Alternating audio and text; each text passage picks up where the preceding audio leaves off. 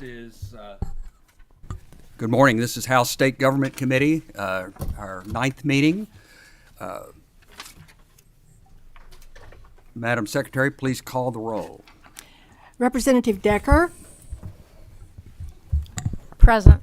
Representative Duplessis, Here. Representative Flood, Present, Annex Office. thank you. Representative Graham, Representative Heath, Here in the room.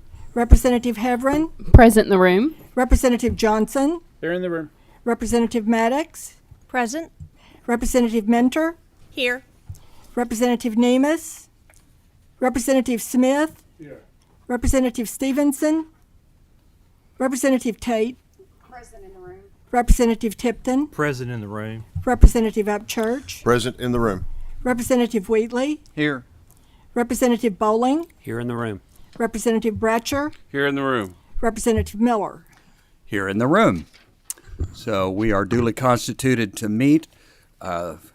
Folks, this is day 57, and as you know, in every day 57, it's we do a lot of things on the wing. So the first thing we're going to do is change the agenda. I apologize, but things have moved fast on us. We are not going to hear Senate Bill 46. We are hearing Senate Bill 167. We are hearing Senate Bill 4, which is in your folders, Senate Bill 133, which is in your folders, and House Resolution 141.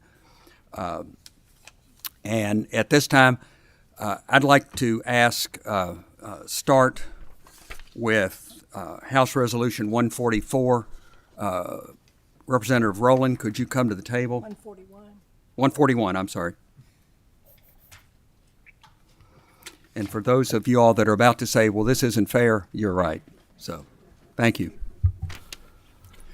Representative Rowland. Thank you, Mr. Chairman, members of the committee. House Resolution 141 is a resolution that urges Congress to pass the Sunshine Protection Act.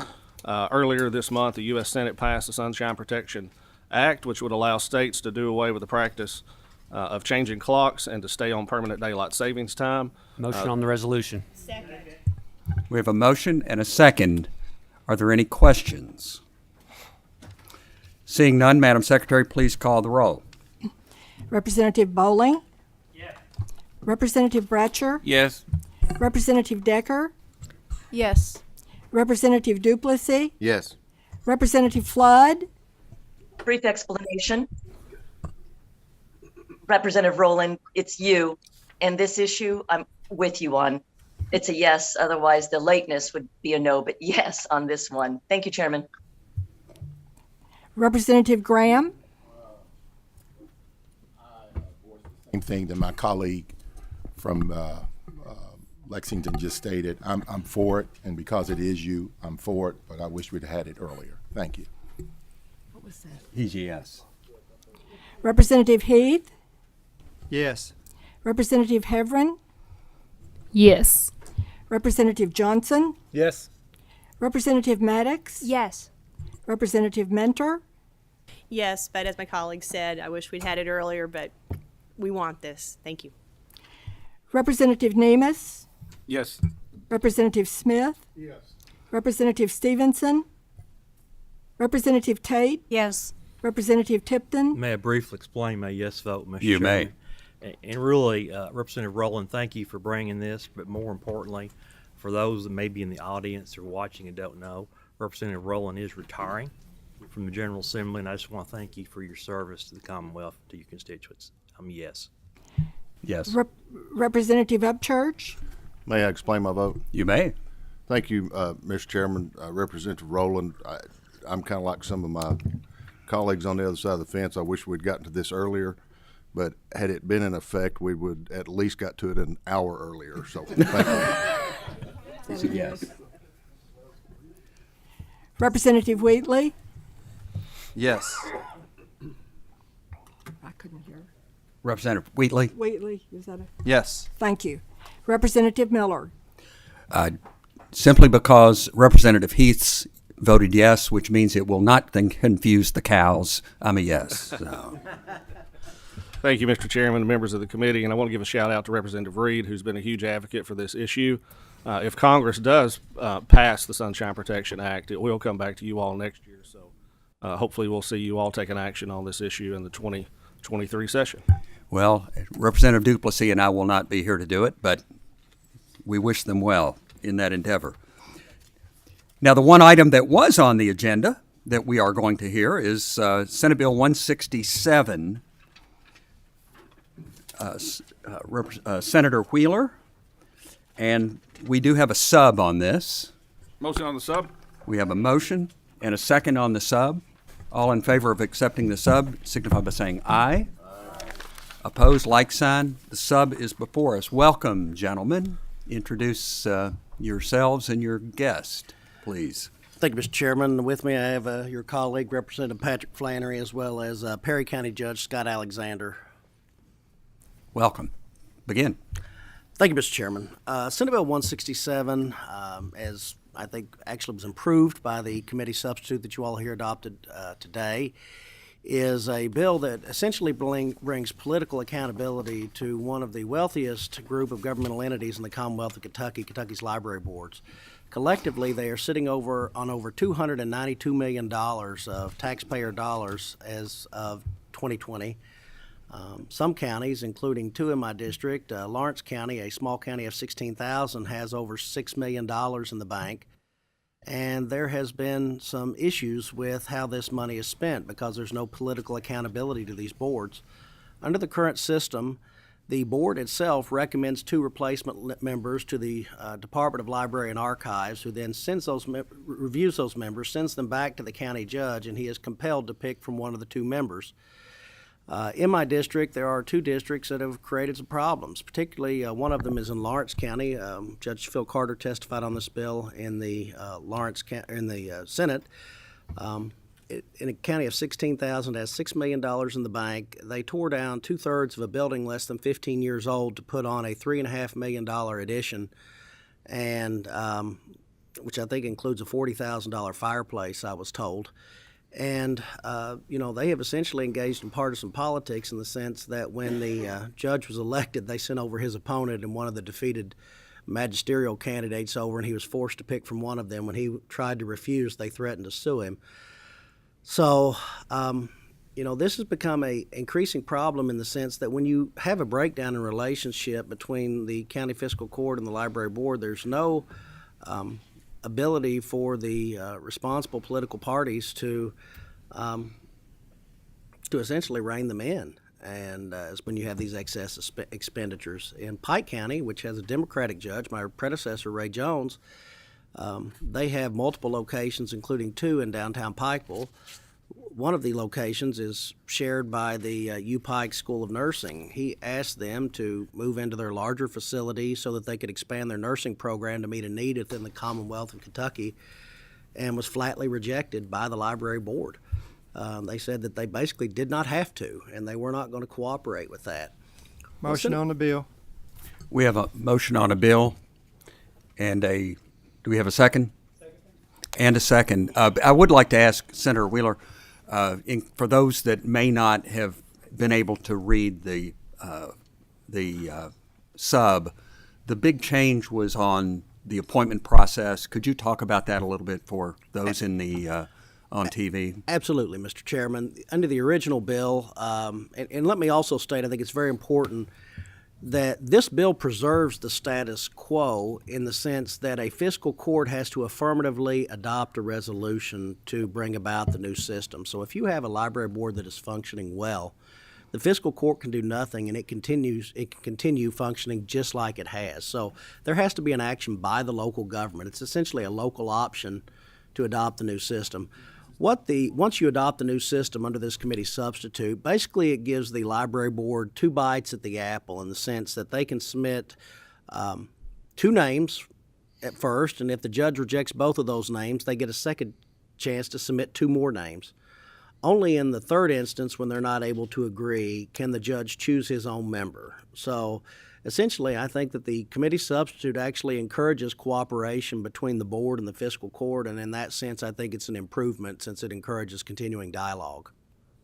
Compliment you and Representative Flannery on the work you've done on this to make it more palatable. Representative Tipton, you have a question. Yes, I have two actually, Mr. Chair. First, do you know how many library districts across the state have taxing authority? My understanding it's 118, of which 25 of them have a higher tax rate than the county itself. Okay. And one follow-up question. There's another component of this legislation that deals with the leasing of educational institutions and a cap on money, I think $1 million. Could you comment on that a little bit? Absolutely, Representative. Thank you for that question. Yes, the second component of this bill is if a fiscal court chooses to adopt the new system, then they would have oversight on expenditures on capital improvements above $1 million. Again, it's an accountability factor to see that we don't get into grandiose projects that perhaps do not meet their citizens' needs. On top of that, the second component that you spoke of is, sometimes you have library property that, like many other things, can become surplus, and we also want to expand the reach of the library into other aspects of the educational community. So if the library and, say, a school board wants to cooperate on a joint project, say like a computer lab, then the library board could, in fact, work with the school to make it available to the school by day and to the public by night. So, I think the mission of libraries, one that I support, is to expand educational opportunities, and I think that this bill would actually enable them to reach a wider audience and participate in the broader education of the general public. Thank you. Representative Enos. Thank you, Mr. Chairman. I wanted to ask a question about the educational part of it, but let me say that, I represent Jefferson County, Oldham, and some of Shelby, and, I live in Louisville, and we're very proud of our libraries. We think they have good government. They have good governance. They have tremendous programming. There's one in Middletown where the kids from Eastern High School go across right after school, and I talked to some of the librarians. They're very happy about that. They think that's really cool. We're very proud of our libraries. I'm going to vote for the bill, and here's the reason. I don't think we should stop here. I think every organization, every entity that has the right to set the tax rates, every one of them, should be at least accountable insofar as their members are appointed by an elected official. And I understand they're appointed here by an elected official, but that appointment is controlled in a way that I think it ought not be. So I'm going to vote for the bill there because of that thing. But I do want to say that in my neck of the woods, we don't have those problems with libraries, and we're very proud of what they are. We need a new library in Crestwood, for example, in Oldham County. My question is, what is the thinking? Representative Tipton just asked a question similar to what I'm asking, but what is the thinking of the educational institutions? Is it that you think they have a lot of money and it might be able to help build a facility that can be used for a school? Walk through that thinking with me.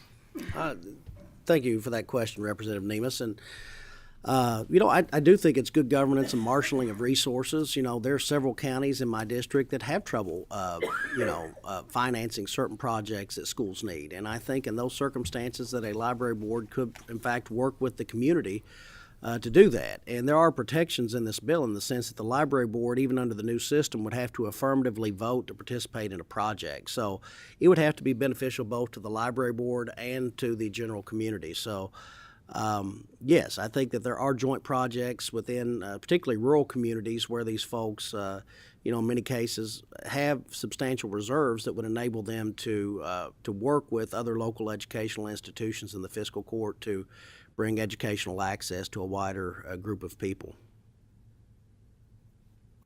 Great. Representative Wheatley. And by the way, I do have someone wishes to speak in opposition, so but go ahead and ask your question of these people. Thank you, Mr. Chair. This will be brief, and it's a little more of a comment, but if the senator or representative wants to comment on this themselves, if I understand this correctly, we are considering a bill that has a committee sub that we have not seen till we got here to the committee. And well, it was mailed to you last night. The committee sub was yes, sir. Mailed to me PHS2. Last night. Okay, I was checking this morning's mail because I must have missed last night's. All right, thank you. Just a brief question then about the $250 million that is in reserve around the state. It's $292. $292 million. Are any of those reserves, and you mentioned I think something closer to your area that you represent. Are any of those above the recommended amounts to have in reserve as far as, it's good fiscal policy to have 10% in reserve? Are we looking at anything that looks really odd that way? Thank you for that question, Representative Wheatley. And in fact, I agree with you. In fact, I'm looking at an article done by NPR on this very bill from Murray State University, and it said Lindsay Westerfield, the director of the Russell County Public Library System and who chairs the Kentucky Public Library Association, recommends libraries to have at least 3 months' worth of salaries and benefits in reserve and 3 to 6 months' worth of operating expenses. If you just take the counties within my district alone, Lawrence County is sitting on $6,044,000, which would be, if you looked at it on an annual basis, $500,000 a month available for operating expenses, which I think any of us would question a library in a county of $16,000 that needs $500,000 a month in operating expenses. In Johnson County, they have $3.878 million for a county of 22,000, which would equate to $323,166 per month in operating expenses. Again, I think that's pretty substantial. Pike County has $3.7 million for a county of 58,000, which would equate to $308,000 in monthly operating expenses if you factored it out over a 12-month period. And Martin County has $1,181,000 for a county of 11,000 people, which would equate to about $98,000 a month available for operating expenses. So, those are excuse me, they're good figures and numbers, but it doesn't say what is their total budget for the year, and then how much is that in I have relationship. some of those here. Okay, and it really was getting to that question. if it's, Lawrence County, I think, had their annual operating expense last year was $893,000. So if you look at $500,000 available per month, they have about 3 years worth of operating expenses, plus they're continuing to take in money. Johnson County has an annual operating expense of, and again, these are 2020 numbers, that year they spent $1 million. So again, Johnson County has also about 3 years worth of operating expenses in the bank, so far above the recommended levels by the Kentucky. Thank you for those numbers. That really does get into the crux of what some of this is about. In our area. Do you have another question? I'm sorry, just finishing my comment on this. Okay. I apologize for the recognition of the committee sub that was last night, and just seeing it. But yes, in my area, they're very much not for this, and we don't look at those numbers. We don't have numbers like that. So I appreciate sharing it with what's going on in your area. Thank you. Great. Representative Stevenson. I think you indicated on the bill that if a panel of board members were presented, that the county judge could deny it twice, and then the third time they could appoint who they wanted to. That's correct. Under the committee sub, if they affirmatively adopted the new system, again, if you have a functioning board and the county feels it's a good board, they can do nothing and the current system remains in place. But yes, if the court chose to adopt the new system, what you said is exactly right, ma'am. So we're here today because they're not functioning. I wouldn't say all of them are not functioning, but I think some of them are not functioning. And, I met with the Library Association and I flat out asked them, what do you do when you have a county board that is not functioning? How can the political powers within that county essentially stop that? And, they did not have an answer. Under current law, generally if the board's not functioning well, I'm sure the board's not going to recommend members to replace a current member that disagrees with their policies. I think we can all agree that's probably highly unlikely. So what you get is essentially a singular mindset, no diversity of opinion, and so things keep going on in a particular pathway that in a minority of cases, I think most boards function well and provide a great community service, but in a minority of cases, when these boards get out of control, there is simply no way under the current statutory scheme for the county fiscal court to rein them in. And the last question, the library that built the $40,000 fireplace. Have you seen it? The Yeah, fireplace? oh yeah. I actually went to the. I mean, I went to the grand opening and looked it over. I mean, I figured a $3.5 million project in my district. I wanted to take a look at it, and it's a beautiful building. But you know, actually, it was a beautiful building before. I had been in it before the renovation. Like I said, it was less than 15 years old at the time. And you know what I think's really bad in that particular instance is there's two smaller communities in Lawrence County, Blaine and Fallsburg, that have students and elementary schools out there. Instead of using that $3.5 million to put a branch out there to make it accessible to those students, they put this. They tore down their building in downtown Louisa, the center of the population, and repaired it. So I mean, I just think that the way the current board's acting is just not serving that community, and there's no current statutory scheme to stop that. Well, the librarians, they've called me and said this is a politicization of a process that's working. And they disagree with it because we are after money and power over something that's right now Switzerland neutral. Okay. Do you have another question? Could I briefly respond to that, Mr. Chair? Sure, you may. I mean, I'm just trying to. Please go through the chair. No, well, after your first follow-up. Were you finished, Representative, or? Excuse me? I said, were you finished with your question? I didn't mean to interrupt you. I'm complete. Okay. Thank you, ma'am. I don't look at this as politicization of all. In fact, Judge Alexander here sitting with me is a Democrat. Judge Jones in Pike County that has some issues is a Democrat. Judge Carter in Lawrence County is a Republican. So, I mean, this is really not about partisan politics. This is simply about good government and accountability for a substantial amount of tax money that's under the management of these boards. Thank you, Chairman. You're welcome. Thank you, Representative. Representative Minter. Thank you, Mr. Chair. I have two questions. I'll reserve the second one till after our opponents testify. They are from my very outstanding Warren County Public Library Board. If the problem, as you just explained it, Senator, is with capital expenditures, why not just add a provision that gives fiscal courts more oversight without upending the appointment process that in most places already works very well? Well, thank you for that question, Representative. And I do agree that is the capital expenditures are one reason, but I think that again, when you have taxing authority, I know in particular cases a lot of these boards continue to collect taxes and in fact take the compensating rate every year to increase their revenues when they already have large amounts of money in the bank. So it's not just an expenditure problem, it's a taxing problem. And I think that if you have accountability to the voters, the people that actually pay these taxes on their property taxes and their vehicle taxes, then anytime you have taxing authority like that, I think you need to be accountable to the public at large.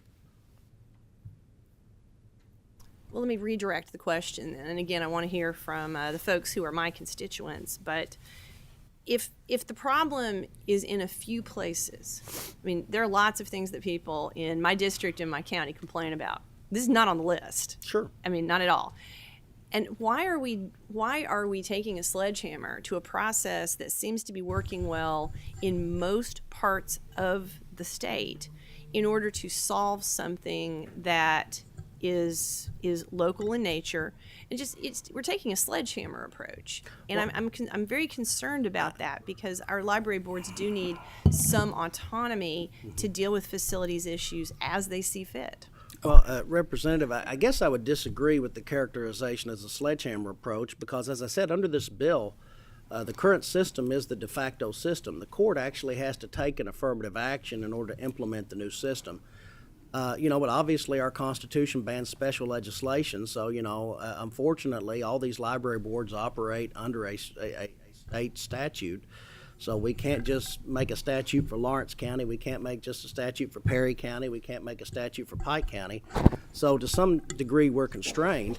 But I think, like I said, this bill is crafted so that if you have a great functioning library board, like it sounds like you do in Warren County, they can just accept the status quo and continue as is and continue to offer great programming. But when you have a board that is not functioning, this provides a mechanism to get that relief in order to essentially reorganize and get a functioning board. Great. Thank you. So at this time, I'd like to ask Representative Nemes if he has a question. I guess my thinking is I'm trying to figure out the over politicization argument. In my home community, we don't even have a library board, and it's fully controlled by the Metro Council. You're not saying that this should be fully controlled by fiscal courts. You're saying it should be library boards working with fiscal council. So my friends on the other side of the aisle here who are complaining about over politicization, I don't think they make the argument when that applies to Louisville. And so I don't understand the difference here. So I don't know if you can help me with that thinking. Somebody that attacks you for making it overly political when they represent an area that doesn't even have a library board. Yeah, Representative, I think your point is well taken. I mean, this is not about politics. This is about accountability for taxpayer dollars. Again, this is not a Democrat or Republican party. I got a Democrat judge sitting next to me. I have a Republican judge in Lawrence County that has problems. This is really, in both cases, it's an issue of unaccountability for taxpayer dollars, which have been collected in extremely large amounts. So I don't think this is a political issue at all. I think it's an accountability issue. Great. Thank you, Senator. Representative Smith. Thank you, Mr. Chairman. I'd like to ask the judge from Hazard, from Perry County, a question. He's drove an awful long distance not to speak yet. A former rep. Judge, you've made an effort to come here this morning, so evidently you either like the bill or don't like it, and I assume you like it. So could you tell me the reasons why you support the bill and why it's important to you as a judge? Yeah, when I was elected back in 2014, I realized really quick, as a lot of counties was back then, that we was in a financial crisis. And so when I looked at the tax rates and seeing where the money was going, with any new judge, you don't want to raise a tax. So I reached out to the library and went and met with them and said, hey, why don't we switch rates for 2 or 3 years and let us get back on our feet and catch our breath, and then we'll switch back out. Our rate currently for the county is 0.108 on property, and for the library is 0.164. I'm absolutely not against libraries. They serve a good role in the community, but they're sitting right now on $7.8 million as we try to reinvent ourselves without putting the tax burden on the citizens. And so when I looked at the process of how this worked, I think it's actually political in the other direction. You've got a board that's self-contained that sends me 2 names, and therefore I have to continually pick from the board that's sending me 2 names to choose from. And so there's really no process of accountability for the local taxpayers. And so that's one of the biggest concerns. And as we try to tear down the walls in East Kentucky and Appalachia, I'm about results. I don't get into politics on any level. I'm always about results and what's good for my community. And I think the library plays an important role, and I think they're even capable of playing a bigger role. But I think they've got to get out of that comfort zone that they've been in, for forever. Thank you, Mr. Chairman. Judge, could you reintroduce yourself? Our assistant didn't catch your name. Judge Executive Scott Alexander from Perry County. Great. Thank you. Representative Decker. Yes, thank you. Senator Wheeler, thank you for your thoughtful approach to addressing a problem you saw. It actually surprised me because I'm from Shelby County. We have a wonderful library board system. It is beloved in our county, offers so much to our county. But I do think that you have research there that would help us all. Would it be possible for us to get copies of the documents that you're looking at that have all the research that you compiled? I've got the reserves and tax forms. I think I have provided it to Representative Miller. I'm not. Okay. What's that? Oh, sorry. We don't have it. Yeah, the sheet with the reserves and the tax rates. Yes. I think I have provided it to Representative Miller, Okay. so he can get that to you. As far as the other article about, I can send you a link to the one that basically discusses the various aspects of the bill. Which talks about the position about how much reserves they should have, so that I can send you a link to that. Thank So you, I'd and be happy maybe to send you those things. We can get the other from our chairman. Thank you very much. Yeah, I couldn't forward it, so I'm going to have to get somebody more techie than me to do that for me. Thank you. At this we have two people that would like to speak against the bill. So if they would come to the table, make sure microphones are on, bring them close, and introduce yourselves, please. Mine's on. Your microphone. My name is Lisa Rice. I am the director of the Warren County Public Library. My name's Gayla. Thank you. My name's Gayla Warner. I'm the chair of the Board of Trustees at the Warren County Public Library. All right, welcome. Thank you. Thank you for allowing us to come to meet with you all today. This is I will say, this is very hard on someone who spent their life in a career in libraries. Since I was a student in college in 1985, I started working at Western Kentucky University. When I was at Western, I started working at the Bowling Green, what was then the Bowling Green Public Library. And I've been in libraries ever since. And it feels a little like we are being penalized for what we felt like we were doing our jobs well. We have standards in public libraries. We are told the minimum is the 3 months of operating expenses, but to be in a good position, it's suggested to have at least 6 months. The figures I think that probably you have been listening to are a moment in time at the end of a fiscal year. And as you all will know, our fiscal year ends at the end of June, but we have to get to the end of the calendar year. So you're looking at your reserves plus the money it takes to get to the end of the year before new tax dollars come in. I would say that some of those are people who have building funds in the accounts at those times. I can assure you there's like I said, I've been in public libraries for a very long time. I'm not sure why they asked me. I'm leaving in a year. I retire in a year. I do, as Representative Mentor said, I live in a great district. We have a wonderful relationship with our current county judge and fiscal court. Our tax rate is low. Ours is 3.9 cents. I mean, we are very low. We're very responsible. But let me tell you, but what I want to tell you is that there is no library board that I know that is setting out to do anything but help their communities.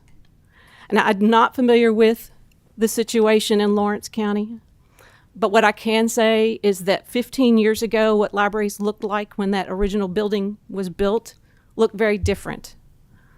In Warren County, I cannot build enough meeting room space to meet the demands of my community. I can't build enough study rooms to meet the demands in my community. We can't get out to enough places to meet all the demands of the people in my community. We are asked continuously to add things to our plates, and we welcome those things. We work with workforce development committees. We work with schools. Come to my school system and see what they say about our library. There is no library I know that wants anything more than to work with a school system. But we also have become the daytime home for our homeless population. And that consists of a lot of people with addiction problems, with mental illness problems. So a building that was a good library building 15 years ago may not serve us now. I need line of sight in my buildings. So if I have to take down all the interior walls so that I can see every inch of a library from one point, that may very well have been what they were doing when they tore down those walls from that building that was built 15 years ago. But what scares me or what worries me about this bill is that, yes, you're saying that you don't want to politicize it. And currently, that is what you're looking at money. You're looking at money. But very clearly you're saying, I can appoint a board of my choosing so that if I want to take the money that has been taxed by the library taxing district that is meant and we're telling our constituents that is for library services, I can turn it over to a school system. Or we can turn over you can take our buildings we've been saving for. I spoke to a librarian who's been saving for 20 years for a building. So that money's in her reserves, but she's not of the type that would go and bond for it. She wants to save for that money or save for that building. So I challenge the fact that we have too much money in our reserves, because you're looking at a moment in time and you don't know what those balances are. I would like to introduce our board president, Gayla Warner, who is a small business. I don't know how small her business is. Welcome, Ms. Warner. Did you have a few I'll comments? tell you a little more. I will just say that I'm very sorry for what has happened in a couple of counties in the Commonwealth. That did not happen overnight. And someone may have been asleep at the wheel to have let that get to the point that evidently it's now unconscionable. I'll just tell you a little bit about the makeup of the board in Warren County. It's very calculated, and it's calculated in that we always have a financial guru on our board. Somebody, a wealth management person, a CPA, someone who lives and breathes numbers every day. We always have the legal mind, because as libraries, we need a legal consultant on our board. We always have a business leader, someone who has a true perspective of what's good for the community. We also always have an educator. Right now we have the Kentucky Educator of the Year, former person on our board. It's that important. And then currently for our other position, it's wherever we see the opportunity for the most growth. In Warren County, we recently took over the Capitol Theater, our downtown Capitol Arts building. So now we have a hospitality guru from Western Kentucky University on our board, because that's where we need his expertise. So yeah, the boards are very calculated to serve the best that we can serve the communities. Our role as board members are just to drive forward the mission of libraries. We are very busy people. We don't have a dog in the fight besides improving our communities. And again, I'm sorry for the communities that have let things get out of control, but I don't think it speaks to the Commonwealth in any way. Thank you. Thank you. Representative Minter, you said I'll let you kick off questions, and if anyone else has a question. Thank you very much, Mr. Chair. I would like to thank Ms. Rice and Ms. Warner for being here today. And I want to begin by emphasizing what you have just testified.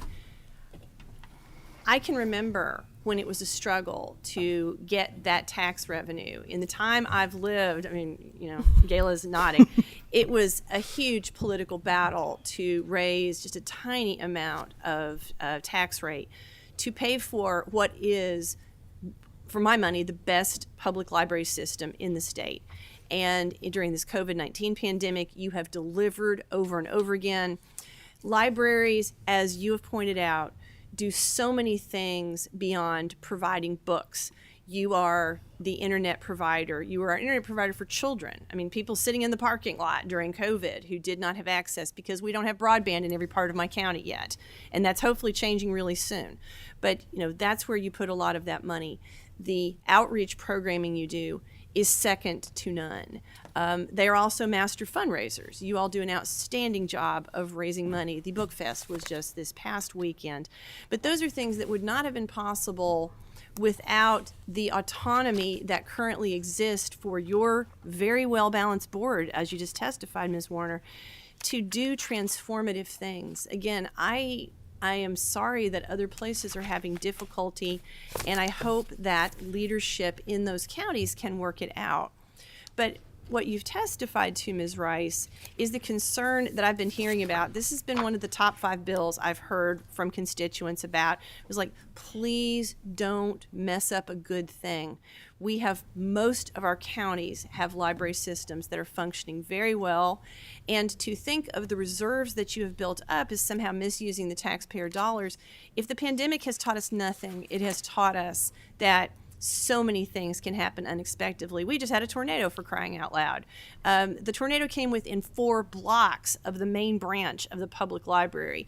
This could be a much different conversation had it moved 4 blocks in one other direction. So I hear you and I see you. I thank you publicly for the great work that you do. And I ask the members of this committee not to do anything that will harm the very functional work and very functional boards that exist in our state, you know, in the attempt to fix a problem that exists in a few places. So Yeah, I would thank say- you. Thank you. And I would say it would be very difficult to plan for where our outreach growth, and I will say we do it on a shoestring in Warren County. It's hard to plan if at some point a hand-picked board comes, you've been saving for a specific cause, and a hand-picked board by a judge executive comes to you and says, we need a bulldozer. We need that is something that has actually happened to a library board that I'm aware of. So thank you. I'll let the sponsor respond to that. I think with his committee subs, it's not quite a bulldozer, but nonetheless, Representative Duplessis. Thank you, Mr. Chairman. A couple questions, please. And before I ask my questions, I first want to say, fully support you and what you're doing in your libraries. A lot of people I've heard people say libraries are a thing of the past. We don't need them anymore. We have Google. That's not the case. You are doing more than you've ever done, and you're a vital part of our communities. You're a vital part of bringing folks who need to get from the lower income up and lower education up. So I applaud you for what you're doing. So my question to you is this. In Hardin County, our board in Elizabethtown, our library operates on about $1 million a year. That's our operating budget. What is your operating budget in Warren County? just under 5 million. Mhm. Okay. And I will say that it is also a non-taxing district, and there are only I think there are 12 counties that are non-taxing districts. So it's less than the 118. I'm sure my librarian would love to have your budget. I'm sure she would. I would love to have some other people's. Yeah. We are operating in a county of about 120,000. And to hear Senator Wheeler's comment of a board of a county with 15,000 people, I think, with $7 million, Hardin County is 120 with $1 million operating budget. That seems just totally out of balance. And so my question to you is this. Knowing that nobody wants to hurt a library, we want we want you to perform and function like you want to do. How does making the library board who is establishing taxes, how does making them accountable to the taxpayer hurt you as a library? I will say that is not what we are concerned about. I will say being accountable is something that I question the definition of, maybe, in that once we are established, we no longer have the ability to take an increase. So that was fixed by legislature 2 years ago. So once it's established, then you're sort of in the same mode. So I feel like that accountability piece has already been addressed by the legislature. And I will say that when that bill came up, libraries said and had what we thought was a gentleman's agreement was we will not fight that bill at all. Take away our ability to take that increase. Money is really not what we're here for. However, we want our boards to stay autonomous and keep politics out of libraries, not necessarily because of the tax dollars, although if those dollars have been collected in the names of library services, we want them to go to library services. However, this is sort of it's that ripple effect. It's that butterfly wings flapped somewhere across the world, because we're seeing, influences which I think are either a political trend or what I call generational biases, because certainly my parents told me not to read certain books. But if you have a hand-picked board, right now you're talking about money, but somewhere down the road it could be control of what's in our collections or what neighborhoods we go into. So we're more concerned about a ripple effect down the road. Now, I will say, balance-wise, a taxing district in Hardin County needs to happen. That's my personal opinion. That's what I want to finish. That's what I want to finish my comment on. Yes. Okay. So, all right. One last comment. Well, I want to finish on this. First of all the things you just said, accountability happens at the voting booth, and it doesn't happen if you don't have that accountability. And right now we do not. Our library in Hardin County 3 years ago, you probably remember, tried to get a taxing authority. And if you remember why they didn't get, a taxing district for a library, if the reason it did not go through was because my community had a big uprising saying we don't want a non-elected board taxing us. We wanted it to be accountable to the taxpayer. You can read the newspapers; it was all over the place. I testified at that. Yeah. So you remember. I so remember, if yes. Senator Wheeler's bill was in effect 3 years ago, I would have one in my county. It's really important that we offer the voters the accountability of who taxes them, and if they do books that they don't like, the voter can take care of that. So that's what the voting booth is for. So thank you, Mr. Chairman. Thank you. Representative Bratcher, you're going to get the last word. Well, that was what Representative Plessy kind of touched on it. You're just thinking that they'll give different decisions that you will give. Directions for the libraries will go in a different direction if this bill passes. That's the only real harm there is it might not settle with you the way you think the direction of this. As a professional librarian, yes, I would be concerned that it would not support library services as our profession and our history in this country has supported over our entire history since Benjamin Franklin and Thomas Jefferson. Yes.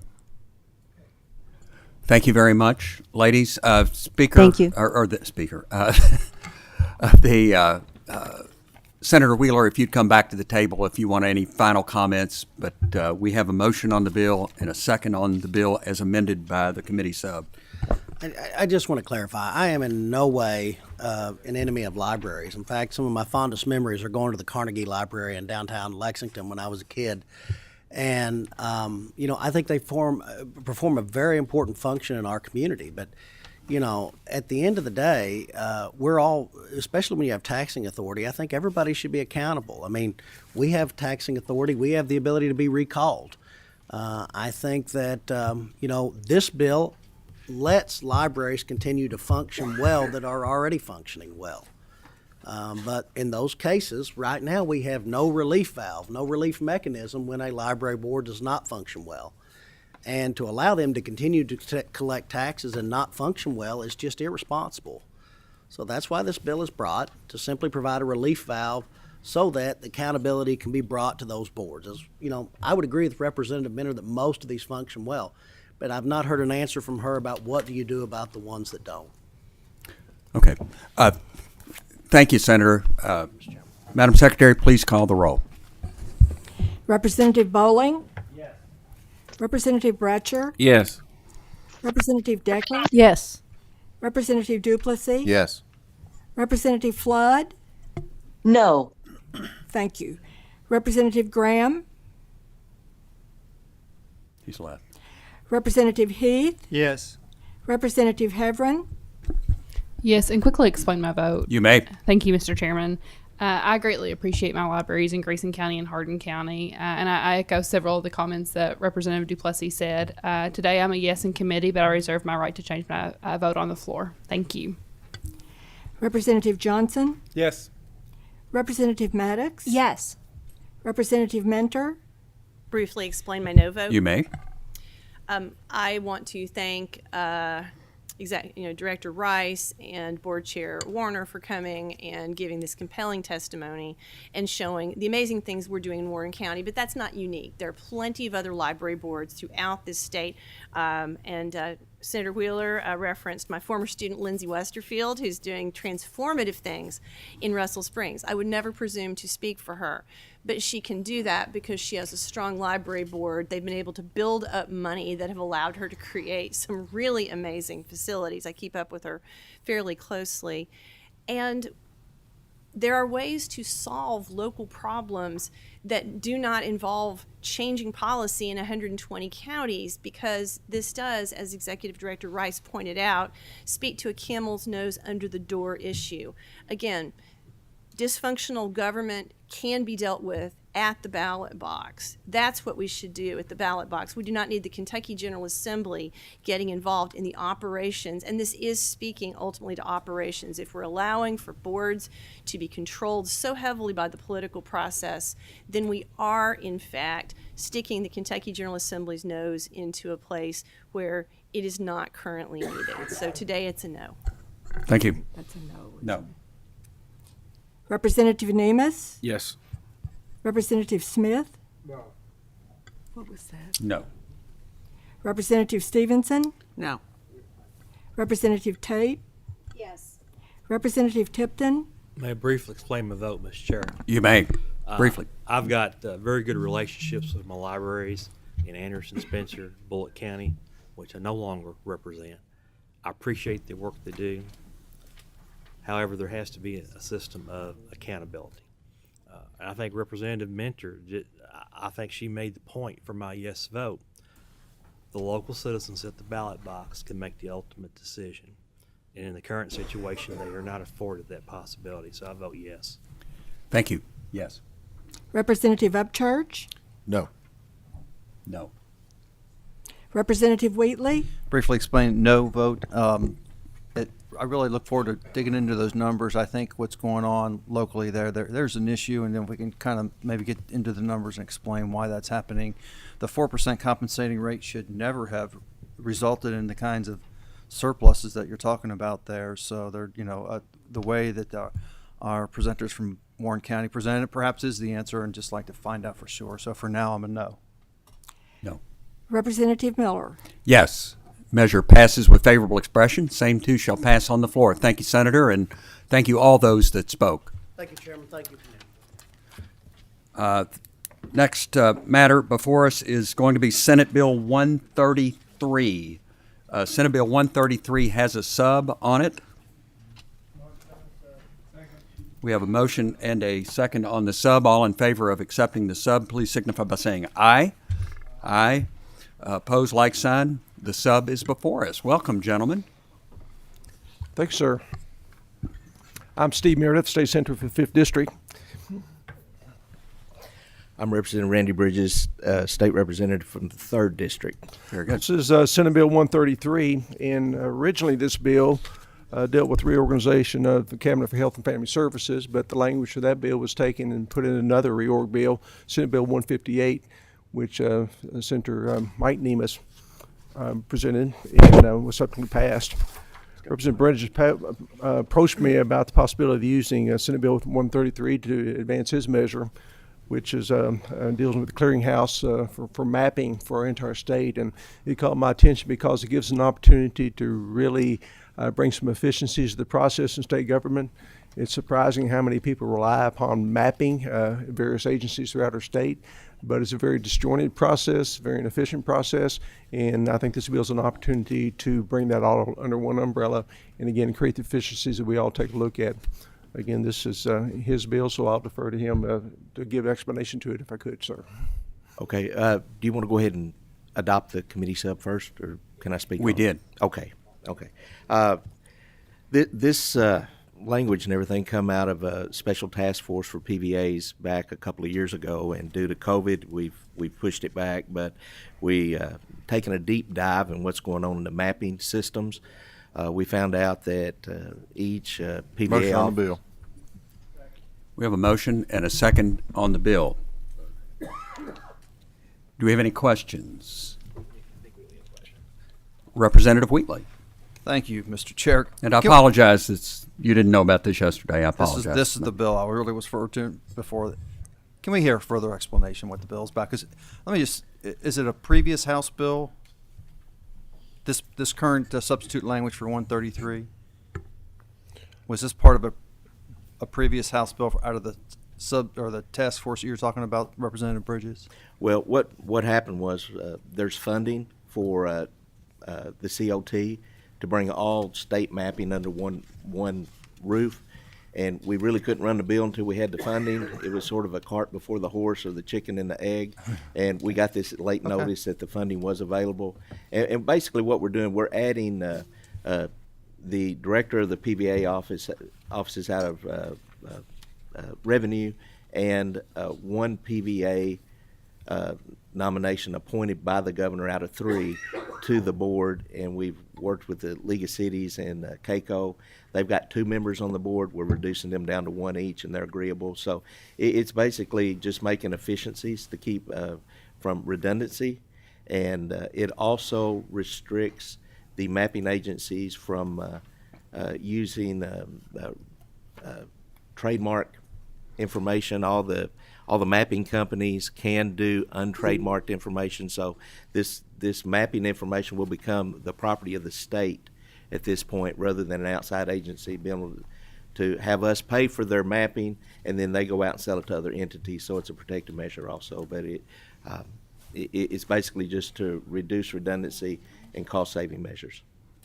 Very good. Thank you, Representative. And you touched on the procurement process. Is there anything else you needed to explain to the committee about the procurement process that this changes? No, I've just been assured that it's already in the budget. Good. And so they come to me saying we need to get these added to this board, to COT. Right. And current statute already basically says that everything should go through the Commonwealth Office of Technology, but over the years everyone's sort of sprung out. But this will it requires them to listen to all state agencies and meet their needs. Yeah, when I was State Parks Commissioner 15 years ago, geocaching was just starting, and we started that process of GISing everything we had, and I know from personal experience this is going to be a good change. So, thank you. Any other questions? Seeing none, Madam Secretary, please call the roll. Representative Bowling. Representative Bratcher. Yes. Representative Decker. Yes. Representative Duplessis. Yes. Representative Flood. Gone. Representative Graham. Representative Bowling. Yes. Representative Heath. Yes. Representative Heverin. Representative Johnson. Yes. Representative Maddox. Yes. Representative Mentor. Yes. Representative Nemus. Yes. Representative Smith. Yes. Representative Stevenson. Yes, briefly explain. Briefly explain. I just got the bill. I need to review it. Sure, that's fine. No. Representative Tate. Yes. Representative Tipton. Yes. Representative Upchurch. Yes. Representative Wheatley. Pass. Pass. Representative Miller. Yes, matter passes with favorable expression. Same two shall pass on the floor. Thank you, gentlemen. Thank you, sir. Appreciate it. Sorry you had to wait so long. We do have a there is a title amendment. We have a motion and a second on the title amendment. All in favor signify by saying aye. Opposed, like sign. Then the title amendment is passed. Very good. The last matter before us is Senate Bill 4. And did the sponsor leave us?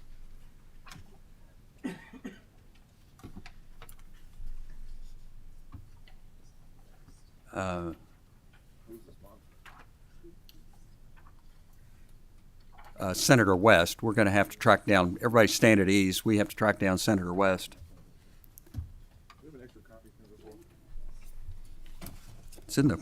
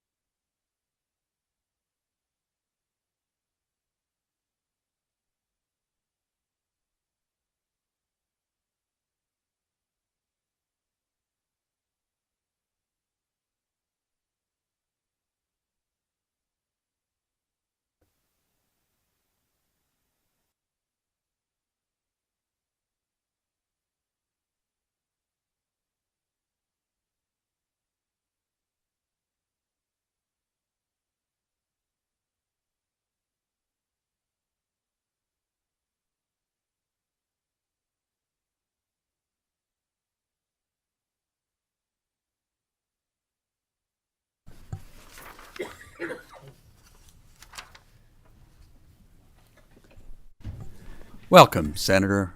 Thank you, Mr. Chairman. It is It's crazy as I season. explained earlier, it's the 57th day. Things are to be expected. Yes, I apologize. I had 3 other meetings, but I understand. Totally. Well, Senate Bill 4 is before us, so you have the floor. Thank you, Mr. Chairman, members of the committee.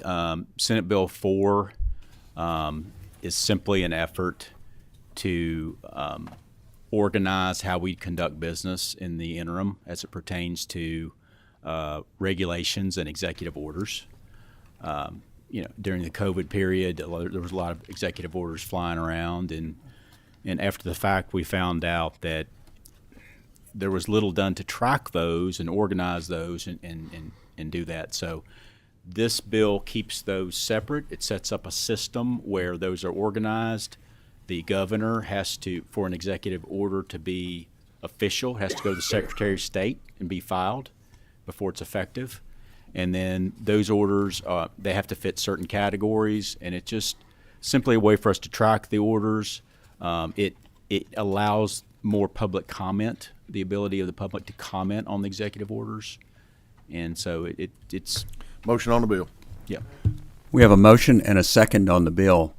I was actually surprised that wasn't in statute, because I thought that was the way it was supposed to work. So I as chair of the Administrative Regs Committee, I've learned something new every day. I didn't realize that either. And we did reach out to the governor's office, and they had some changes, and we did our best to make those changes for them. For instance, we don't automatically require them to report all executive orders. There are thousands of executive orders that deal with cabinet hiring and things like that. They're really not that important. We don't need to see all of those. So we did make an effort to work with the governor's office on that. Well, great. Thank you. Does anyone have any questions about the bill? Representative Wheatley. Thank you, Mr. Chair. Thank you, Senator, for bringing this. I particularly like the fact that there's at least highlighted that we're going to have more public input on some of these, so there's an opportunity to do that. I think it does exist in the admin when you first write an administrative reg, and there is some public comment periods in there.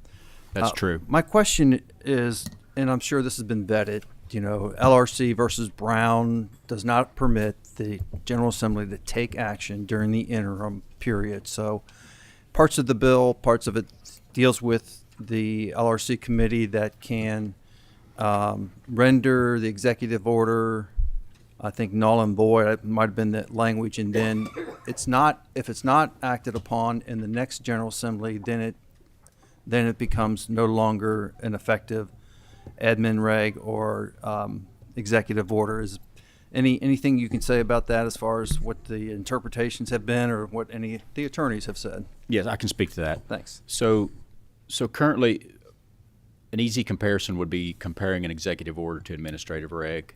It'll be basically the same. We, as a General Assembly in the interim, cannot, pursuant to LRC versus Brown, cannot find an executive order null and void. We can find it deficient, and that's sort of what this does. It does not purport to extend or make them null and void. The committee of jurisdiction, it's kind of like administrative regs. These regs will go, or these executive orders will go to that committee of jurisdiction. So if it's a health and welfare executive order, they would probably go to that committee where they could review it and put their stamp on it, good, bad, whatever. Part of the bill does say it's kind of a sunset provision for these executive orders. So it's 90 days upon governor leaving office that the orders would sunset. And I was shocked to find out that some executive orders are like 35 years old. And so the legislative branch can find those null and void now if we want to, and that's what we do with Senate Bill 65 and have done with administrative regs. But this is, I call it a sunset provision for those things. Representative Gravis, do you have any follow-ups? Wheatley. You better call point of order on that one, buddy. That I take as a compliment. So This is a tough committee. I have many more questions. Can I get in the queue? We can tell the chairman is definitely retiring. On a more serious note, This is a tough committee. Please. it is a tough committee. So currently, I'm really trying to learn this. Currently, if there's an admin, if there's a reg or an executive order, and we don't act upon it, it stays into place. As far as the way I'm trying to understand it, it stays in place unless some type of affirmative action is taken. It doesn't Correct. automatically become null and void after a certain period of time. That's And correct. That's the way it is currently. So this bill would change that upon sine die of the next General Assembly if we don't act upon it. That's part of this bill. Is that correct? This would be a little different. It's just executive orders, and it would be at the end of the governor's term. So it wouldn't be that executive order would be allowed to stay in place as long as the governor was in office. Thank you, Senator. And I reserve the right to be in the queue next time. Yeah. Granted. Seeing no other questions, Madam Secretary, please call the roll. Representative Bowling? Yes. Representative Bratcher? Yes. Representative Decker? Yes. Representative Duplessis? Yes. Representative Flood? Representative Graham? Representative Heath? Yes. Representative Heverin? Representative Johnson? Yes. Representative Maddox? Yes. Was that? Yes. Representative Mentor? It's a pass for now without prejudice. It's just, we just got this and I want to take a closer look at it and give it some thought. Sure. But thank you very much for your presentation. You're welcome. Is that a yes? Yes. Representative Nemeth? Yes. Representative Smith? Yes. Representative Stevenson? Representative Tate? Yes. Representative Tipton? Yes. Representative Upchurch? Yes. Representative Wheatley? Pass. Representative Miller? Miller votes yes, and Representative Mentor was a pass, not a yes. That's correct. Thank you. Thank you. Matter passes with favorable expression. Same two shall pass later today. Thank you, Mr. Chairman. I apologize for my tardiness. No Mr. worries. Chairman, could I make a comment? You make a comment, Representative Tipton, before we adjourn. Thank you, Mr. Chairman. I just want to, this very well may be, probably is the last meeting. Chairman Miller will be chairing the State Government Committee in a regular session. And I just want to thank you for your service on this committee and to the Commonwealth. Thank you, sir. You're very welcome. Thank you.